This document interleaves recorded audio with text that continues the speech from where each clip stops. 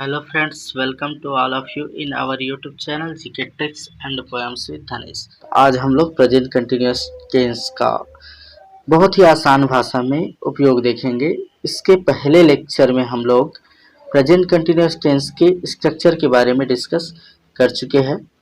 आज की इस वीडियो में हम लोग इसके यूजेस अर्थात उपयोग को बहुत डिटेल में देखेंगे, जो कि सभी कंपटीशन एग्जाम्स के लिए बहुत ही ज़्यादा महत्वपूर्ण है। तो आइए स्टार्ट करते हैं।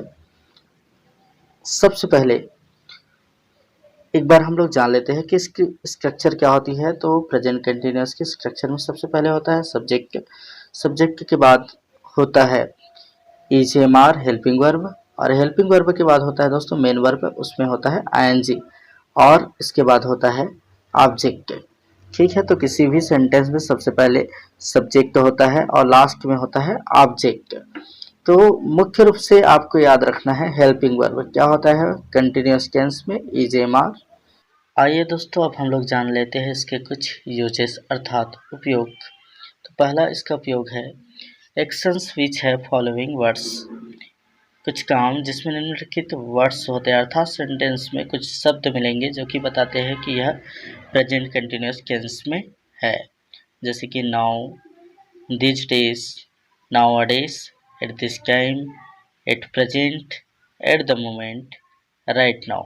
ये कुछ शब्द है जो अगर सेंटेंस में आपको मिलते हैं तो आप डेफिनेटली कह सकते हैं कि यह सेंटेंस प्रेजेंट कंटिन्यूअस टेंस का है। For example, the students are playing badminton right now. तो इसमें राइट नाउ है, बच्चे अभी बैडमिंटन खेल रहे हैं। सेकंड सेंटेंस देखते हैं, at present I am reading newspaper. अभी मैं न्यूज़पेपर पढ़ रहा हूँ। तो इसमें एट प्रेजेंट है, इसलिए यह भी प्रेजेंट कंटिन्यूअस टेंस का सेंटेंस है। अगला सेंटेंस हम लोग देख लेते हैं दोस्तों, actions speaking are going on at the time of speaking. कुछ स्पेलिंग मिस्टेक है दोस्तों। कुछ सेंटेंस जो बोलते समय हो रहा हो, actions going on at the time of speaking. तो इसके अंतर्गत पहला पॉइंट क्या है, समथिंग हैपनिंग और नॉट हैपनिंग, अर्थात कोई चीज़ हो रहा है उसमें या कोई नहीं हो रहा है उसमें प्रेजेंट कंटिन्यूअस टेंस का उपयोग करते हैं। जैसे they are reading their books. आप चित्र में देख सकते हैं कि बच्चे अपना पुस्तक पढ़ रहे हैं, तो ये प्रेजेंट कंटिन्यूअस टेंस का सेंटेंस है। सेकंड देखते हैं, शी इज़ वॉचिंग टीवी, अर्थात वह टीवी देख रहा है। तो इसमें भी टीवी देख रहा है अर्थात कौन सा टेंस है दोस्तों, प्रेजेंट कंटिन्यूअस। इसके बाद अगला सेंटेंस देखते हैं, they are not swimming now, अर्थात कोई काम नहीं हो रहा है। They are not swimming now मतलब अभी वह तैर नहीं रहा है। तो यह भी प्रेजेंट कंटिन्यूअस टेंस का है कि कोई काम नहीं हो रहा है। सेकंड में हम देखते हैं इसका उपयोग, actions that is in progress but not necessarily going on at the time of speaking. तो कोई काम जो प्रोग्रेस में है लेकिन ज़रूरी नहीं है कि इस समय वो हो रहा हो, अर्थात जैसे कुछ एग्जाम्पल के जरिए हम इसे जानेंगे। I am studying to become an engineer, मैं इंजीनियर बनने के लिए पढ़ रहा हूँ। तो पढ़ रहा हूँ किस लिए पढ़ रहा हूँ, इंजीनियर बनने के लिए, लेकिन ज़रूरी नहीं कि इस समय मैं पढ़ते हुए दिखाई दूँ आपको। ठीक है, मतलब अभी पढ़ नहीं रहा हूँ, ये प्रोसेस में है ना पढ़ने का, और एम क्या है, इंजीनियर बनना। तो ये भी प्रेजेंट कंटिन्यूअस टेंस में है। और I am preparing for board exams, मैं बोर्ड एग्ज़ाम्स की तैयारी कर रहा हूँ। तो ये भी ऐसे एक्शंस है जो कि ज़रूरी नहीं कि बोलते के समय हो रहा हो, लेकिन यह प्रोग्रेस में है। अगला इसका उपयोग हम लोग देखते हैं दोस्तों, uses number 4, pre, sorry spelling mistake है, प्री प्लान्ड फ्यूचर एक्शंस। तो कुछ भविष्य के निर्धारित प्रोग्राम होते हैं जो कि प्रेजेंट कंटिन्यूअस टेंस में होते हैं। जैसे I am going to Agra tomorrow, तो मैं कल आगरा जाने वाला हूँ। ठीक है। सेकंड एग्जांपल देखिए, my friend is visiting my home tonight. मेरा दोस्त जो है आज रात मेरे घर विजिट करने वाले हैं।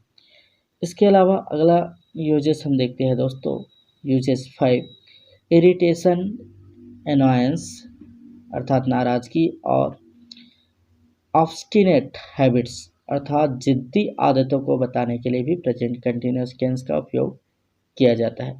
जैसे he is always coming to class late, वह कक्षा में हमेशा लेट से आता है। तो ये उसका क्या है, जिद्दी आदत है, हमेशा लेट से आना। सी इज ऑलवेज कंप्लेनिंग, कंप्लेंट है, इसे कंप्लेनिंग कर देंगे दोस्तों कि वो हमेशा कंप्लेन करता रहता है। ठीक है। तो ये भी जो है प्रेजेंट कंटिन्यूअस टेंस का सेंटेंस है। अगला इसका उपयोग देखते हैं हम लोग। उपयोग 6, चेंजिंग चेंजिंग और डेवलपिंग सिचुएशंस अर्थात ऐसे एक्शंस जिसमें कोई चीज़ जो है बदल रहा है, परिवर्तन हो रहा है या डेवलपमेंट हो रहा है उसमें। जैसे कि your English is getting better, तुम्हारा इंग्लिश बेहतर हो रहा है। सेकेंड एग्जाम्पल इसका देखते हैं, द यूनिवर्स इज एक्सपैंडिंग अर्थात ये ब्रह्मांड जो है फैल रहा है। अगला देखते हैं, यू आर बिकमिंग टॉलर, तुम जो है लंबे होते जा रहे हो। तो इसमें क्या है, चेंजिंग सिचुएशंस है या बोल सकते हैं डेवलपिंग सिचुएशंस है। तो इसमें भी प्रेजेंट कंटिन्यूअस टेंस का उपयोग होता है। इसके अलावा सातवां उपयोग देखेंगे, this tense is normally used for an action in progress that is temporary in nature अर्थात प्रेजेंट कंटिन्यूअस टेंस का उपयोग ही वहाँ होता है जो कि टेम्पररी होता है। ठीक है। जैसे कि टेम्पररी अर्थात कुछ समय के लिए। जैसे कि सी इज नॉट वर्किंग, वो काम नहीं कर रहा है। ठीक है। She is swimming in the river, तो वह नदी में तैर रहा है। ठीक है। तो काम नहीं कर रहा है, नदी में तैर रहा है। इसका मतलब यह है दोस्तों कि वो काम कर सकता है, फिलहाल वो नदी में तैर रहा है।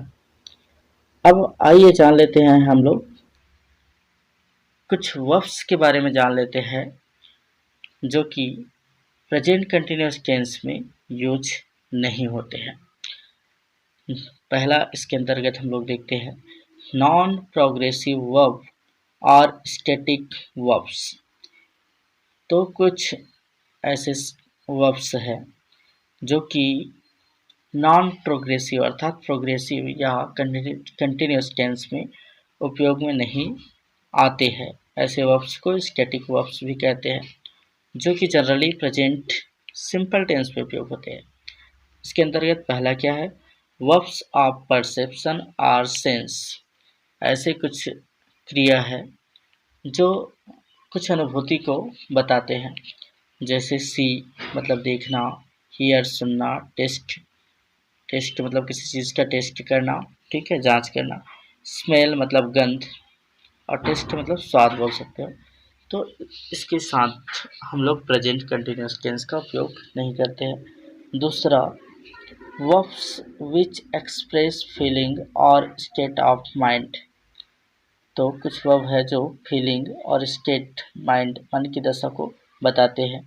फॉर एग्जांपल लाइक हो गया, लव प्यार, हेट घृणा, फियर डर, विश मतलब इच्छा, डिजायर ये भी एक प्रकार की इच्छा है, फॉरगिव क्षमा करना। तो ये फीलिंग्स को बताते हैं या मनोदशा को बताते हैं, तो इसका उपयोग भी हम प्रेजेंट कंटिन्यूअस टेंस में नहीं करते। इसके अलावा मेंटल प्रोसेस मानसिक प्रक्रिया जैसे कि थिंक हो गया, अंडरस्टैंड हो गया, नो जानना, कंसिडर, ठीक है। तो इनके साथ भी हम प्रेजेंट कंटिन्यूअस टेंस का उपयोग नहीं करते, मतलब इसमें आईएनजी नहीं लगाएंगे। अगला देखते हैं वर्ब्स ऑफ अपीयरेंस। तो जैसा प्रकट होता है या दिखाई देता है उसको बताने वाले शब्द जैसे कि लुक दिखाई देना, अपीयर, सीम प्रतीत होना। इनके साथ भी प्रेजेंट कंटिन्यूस टेंस का उपयोग नहीं किया जाता। अगला है वर्ब्स डिनोटिंग पोजीशन अर्थात अधिकार सूचक शब्द जैसे कि हैव, ओन, बिलोंग, कंटेन। इनके साथ भी प्रेजेंट कंटिन्यूस टेंस का उपयोग नहीं किया जाता अर्थात इसमें आईएनजी नहीं जोड़ा जाता। और इन सभी में अगर हम लोग आईएनजी जोड़ देंगे, ठीक है, अभी जो शब्द बताए इनके साथ अगर हम लोग आईएनजी जोड़ देंगे तो इसके अर्थ जो है बिल्कुल ही बदल जाएगा। ठीक है दोस्तों, तो आज की वीडियो में हम लोग फिलहाल इतना ही देखते हैं। आने वाले वीडियो में हम लोग अगले टेल्स को और काफ़ी विस्तार से देखेंगे। दोस्तों, अभी तक आपने हमारे चैनल को सब्सक्राइब नहीं किया है तो सब्सक्राइब कर लेंगे, जिससे आपको नोटिफिकेशंस प्राप्त होते रहे। Thanks for watching.